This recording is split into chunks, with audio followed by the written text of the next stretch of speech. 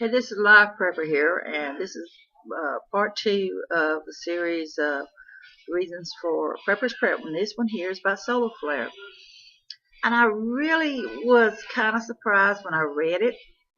And again, I say this has opened my eyes up to a lot more possibilities. I find it's just easier if I just put it up here, let you read it, than me sitting there reading from the paper. This is a way you can actually freeze it, pause it. You can actually write down the information on it if you're seeing this. It's a lot to think about here. I mean, look at all these numbers here. I mean, and then right here, I want you see this here. You see this right here? Now this in here is showing the dates and everything on when certain things did happen. Wow, there's a lot to think about. It really is. On August 31st, 2012, a long pronounced, of course, a solar material that has been hovering in the sun atmosphere, and it erupted. And then it's talking about 4:36 p.m. EDT. And he's talking about the flare supplies. These typical reach Earth a day or two. Usually reach a day or two after Earth. But ain't that something to think about? A day or two after work. Let's say a catastrophic event. My tongue will trip. Let's just say a major event does happen. Again, you know how long that is? You know how much time that is? How many people is going to be able to get underground? How many people is going to die from this? You know good and well that the government has underground facilities set up for themselves and around the world and stuff, and for the selected ones that they choose to live in these underground bunkers and stuff during these certain events. That is really something to think about. Most time we get solar flares from time to time. Most time we don't ever really see anything of it really truly happening. But what if it does happen? I seen a movie a while back. It was showing it where the sun had got really close and everything. People were just blistering up and burning up. They had to travel at night because it was just too doggone hot to travel during the day. And also, you think about the area you're living in. These people live in these desert areas and stuff. The temperature's going to go up even higher. You got like the North Pole and the South Pole is going to be melting. So it's going to be flooding in the outer part of the country, places like Florida and New York and California and Virginia and all these others around the coastal areas. It's going to start flooding. The water is going to be rising. It's going to be flooding. You're going to have tidal waves and tsunamis and all that. Many of the islands are going to be underwater. I mean, there's going to be no help. There's no. I mean, they're going to. All this here is going. They're going to go underwater. There's going to be no land left hardly, unless it's just raised up really high.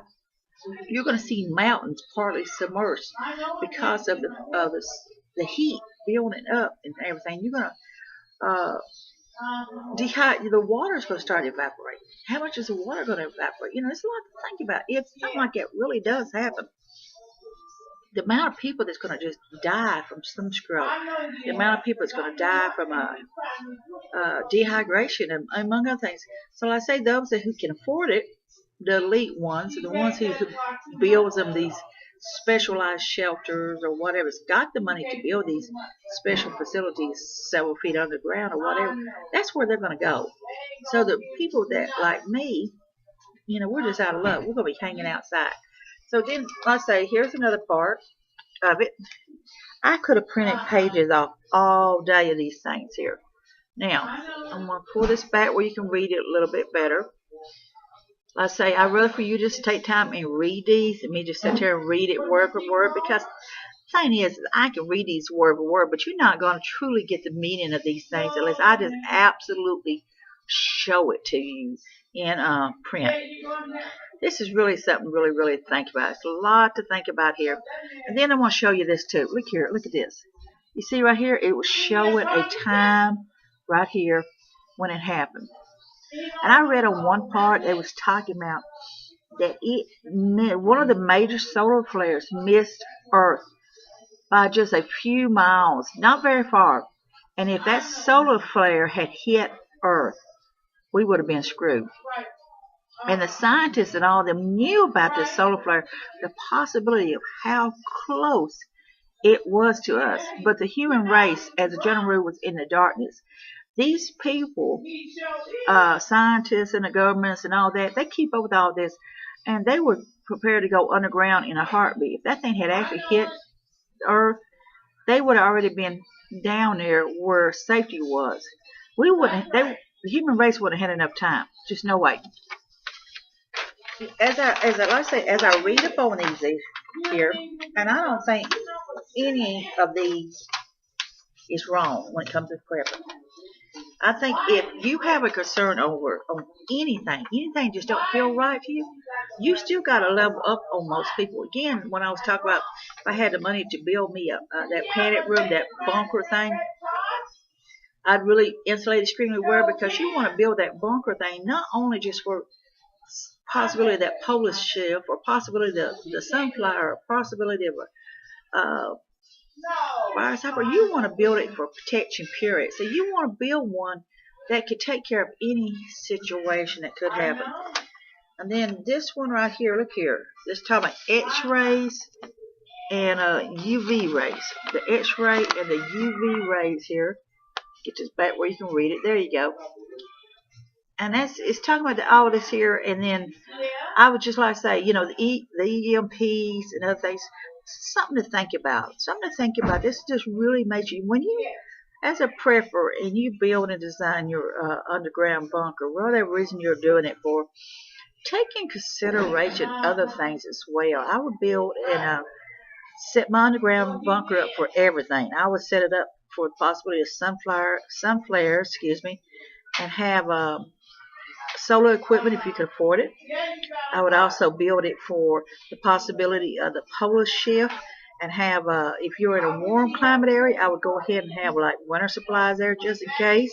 If you're in a cold area, you may want to have a few warmer clothes, whatever reason is. Definitely have extra heating units or something built into it, extra water things. It's a lot to think about. If I could afford to do it, I'd be building one. And then again, like I say, it shows right here, again, showing you right here in print. This thing, now this thing was like 10 pages long. I only printed the first sheet because I could go all day on this. So, this is, like I say, I had from reading up on just reading up on these things. I don't see nothing wrong with prepping for any of it. They might think we're a little touch in our heads because we do prep up things. And like I say, for me, I'm just a basic prepper. Mine's just prepping up for some extra food and water and supplies, learning how to live off the land, and doing what I need to do to survive. But if I had the money to do more, I would. The thing is if you live in an area where you can fix you up a place or whatever, or if you are concerned that you might be in a solar flare area, or you might be in an area with a polar shift, or if you're concerned with the virus outbreak or anything, then it's something to think about what you want to do, or may want to do in a situation like that.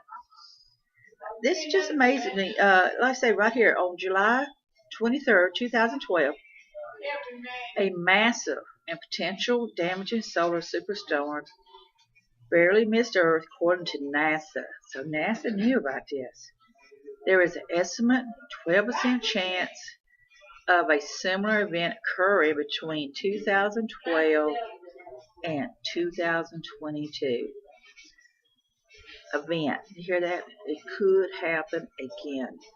Question is, how close will this? Even if it don't get us, even if it don't touch the planet, it's going to affect the planet. Think about it. How much damage that could cause. How many people would get sick? And not only that, we don't know what kind of diseases or whatever's going to bring with it. That is really something to think about.